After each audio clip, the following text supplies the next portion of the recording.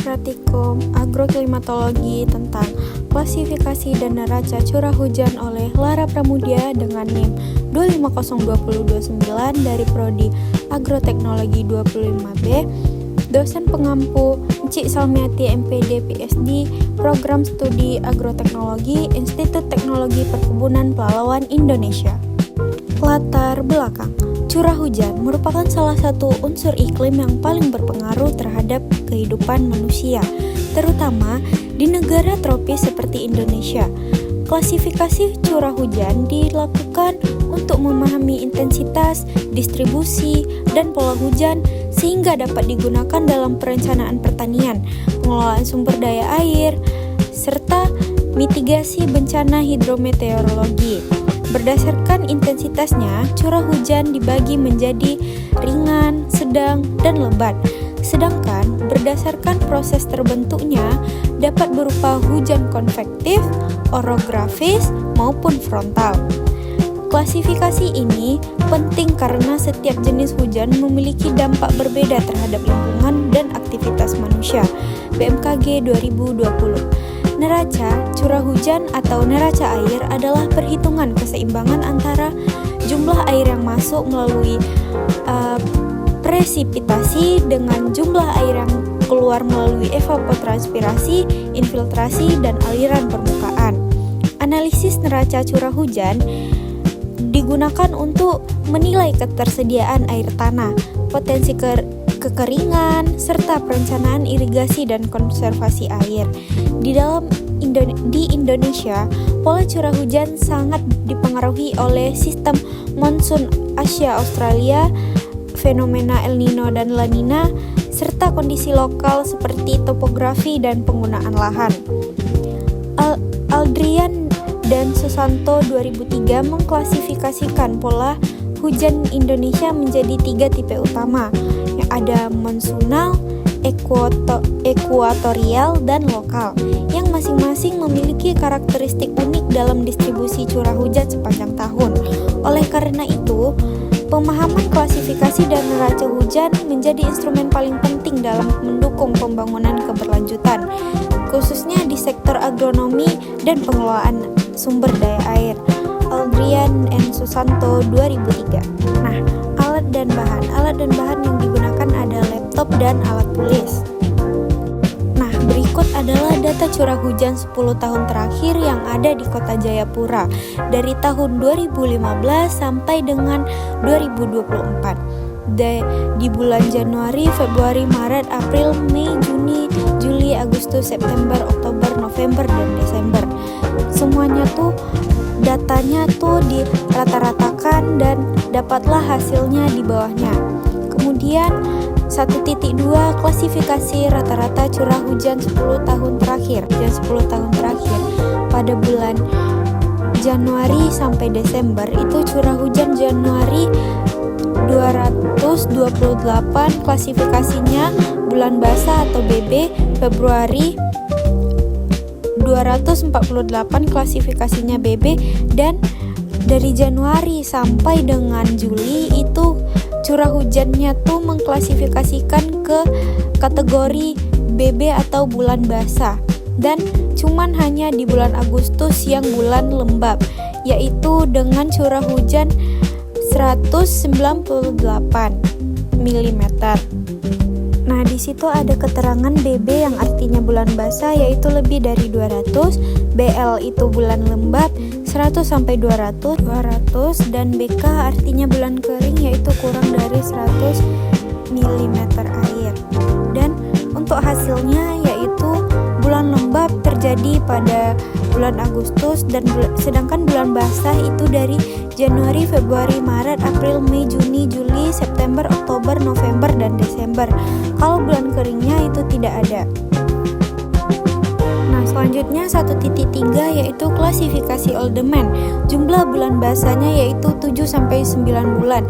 Tipenya adalah tipe A yaitu dengan karakteristik sangat basah. Berdasarkan klasifikasi Oldeman Kota Jayapura, menurut Oldeman dengan tipe A atau sangat basah, jadi tanaman yang cocok ditanam di Kota Jayapura adalah padi sawah, kangkung air, dan genjer. Nah, selanjutnya itu ada 1.4 data curah hujan, yaitu dari bulan Januari sampai Desember tersebut curah hujannya ada di data itu, ET dan PET-nya ada di data juga. Teman-teman bisa lihat di situ, dan kondisinya tuh dengan keterangan defisit, yaitu curah hujannya kurang dari 100 mm per bulan, dan surplus itu curah hujannya kurang dari 150 mm per bulan. Kalau seimbang itu curah hujannya sama dengan keterangan atau jumlah IT-nya gitu. Dan untuk hasil itu surplus ada di bulan April, dan defisitnya ada di bulan Januari, Februari, Maret, Mei, Juni, Juli, Agustus, September, Oktober, November, dan Desember. Nah, 1.5 menentukan potensi defisit air. Interpretasinya tuh yaitu hasil defisit air di bulan Januari, Februari, Maret, Mei, Juni, Juli, Agustus, September, Oktober, November, dan Desember. Jadi pada bulan Januari, Februari, Maret, April, Mei, Juni, Agustus, September, Oktober, November, Desember disebabkan oleh curah hujan. Nah, dan 1.6 rekomendasi pola tanam. Pola tanam 1 tanpa irigasi teknis, yaitu musim hujan dari bulan Januari, Februari, Maret, April, Mei, Juni, Juli, September, Oktober, November, dan Desember. Tanaman yang cocok ditanam yaitu tumpang sari, padi, dan jagung, kacang-kacangan, dan singkong. Itu kacang-kacangan dan singkong itu di bulan Agustus, yaitu akhir musim hujan. Dan pola tanam 2 dengan irigasi yang baik yaitu musim hujan, yaitu tanaman cabai dan tomat. Kalau akhir musim hujan pada bulan Agustus tersebut yaitu ada tanaman melon atau semangka. Kemudian musim kemarau kosong. Dan untuk pola tanam ketiga atau alternatif yaitu musim hujan pada bulan di data yaitu tanaman yang cocok ditanam yaitu jagung dan kacang tanah. Akhir musim hujan di bulan Agustus yaitu kacang hijau setelah padi. Nah, dan ini adalah flowchartnya atau diagramnya dari bulan Januari sampai Desember, yaitu keterangannya positif surplus tanah air dan negatif adalah defisit air. Teman-teman bisa melihat dari data yang sudah saya terangkan di sini. Nah, dan selanjutnya ada pembahasan pengamatan. Jayapura memiliki periode defisit selama hampir sepanjang tahun, yaitu dari Januari hingga Desember kecuali April. Karena nilai evapotranspirasinya yang lebih tinggi dibanding curah hujan pada bulan tersebut, Jayapura memiliki hujan selama 12 bulan dalam setahun yang termasuk dalam kategori bulan basah. Karena rata-rata curah hujannya secara konsisten di atas 200 mm per bulan. Berdasarkan klasifikasi wilayah Jayapura memiliki wilayah dengan tipe A atau sangat basah menurut klasifikasi Oldman karena memiliki jumlah bulan basah berturut-turut lebih dari 9 bulan. Dalam data mencapai 12 bulan. Terkait pola tanam tanpa irigasi pada musim hujan ialah penanaman padi gogo atau sistem tumpang sari dan jagung untuk memaksimalkan ketersediaan air hujan yang melimpah terutama pada puncak hujan di bulan April atau rata-rata 278,5 mm.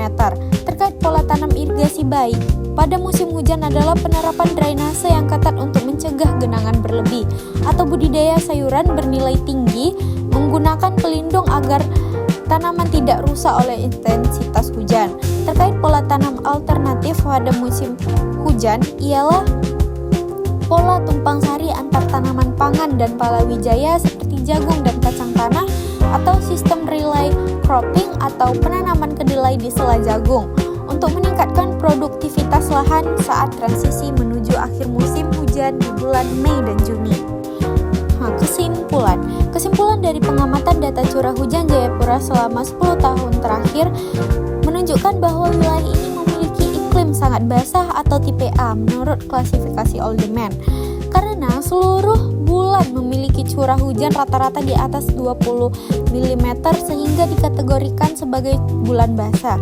Meskipun demikian, analisis neraca air memperlihatkan adanya defisit air hampir sepanjang tahun akibat tingginya nilai evapotranspirasi, dengan pengecualian bulan April yang mengalami surplus. Kondisi ini menegaskan bahwa ketersediaan air hujan melimpah tidak seimbang dengan kebutuhan air tanah, sehingga pengelolaan air tetap menjadi faktor penting. Dari sisi pertanian, pola tanam yang direkomendasikan meliputi tumpang sari dan jagung pada musim hujan, kacang-kacangan atau singkong pada akhir musim hujan, serta alternatif sistem relay cropping untuk meningkatkan produktivitas lahan.